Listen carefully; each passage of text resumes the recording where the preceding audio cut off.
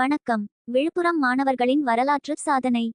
உஜ்ஜைன், மத்திய பிரதேசம், இந்தியா முழுவதும் இருந்து மாணவர்கள் பங்கேற்ற 69வது தேசிய அளவிலான பள்ளிகளுக்கு இடையிலான மல்லர் கம்ப போட்டி அக்டோபர் 24 முதல் 28 வரை கோலாகலமாக நடைபெற்றது.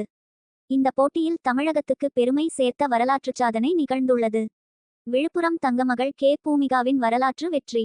தமிழகத்திலே முதன்முறையாக பெண்கள் தனிநபர் பிரிவில் தங்க பதக்கம் வென்று மாநில வரலாற்றில் பொற்குறிப்பதித்துள்ளார் விழுப்புரத்தைச் சேர்ந்த கே. பூமிகா. தமிழக விளையாட்டு வரலாற்றில் இது மிக பெரிய முன்னேற்றமாக மதிக்கப்படுகிறது. 17 வயதுக்குட்பட்ட பெண்கள் பிரிவு தமிழக அணி தங்கம். தமிழ்நாடு அணி மிகச் சிறப்பாக விளையாடி தங்கம் வென்றுள்ளது.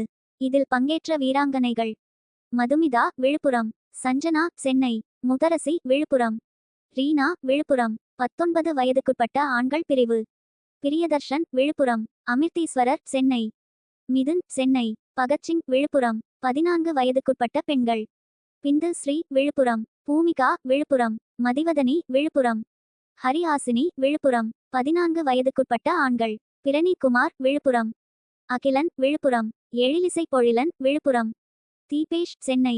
17 வயதுக்குட்பட்ட ஆண்கள்: மணி தர்ஷன் விழுப்புரம், தரணிதரன் சென்னை, நந்தகுமார் விழுப்புரம், சோனிது சென்னை. தனிநபர் வெங்கலம்: அமிர்தேஸ்வர், தரணிதரன், சஞ்சனா, தனுஷா.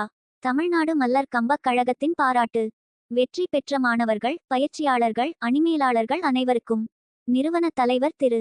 உலக துறை தலைவர் திரு. ஜனார்த்தனன், செயலாளர் துரை செந்தில்குமார் அவர்கள் இணைந்து மனமார்ந்த வாழ்த்துகளையும் பாராட்டுகளையும் தெரிவித்துள்ளனர். கள்ளக்குறிச்சி மாவட்ட செய்தியாளர் ச. துரைமுருகன்.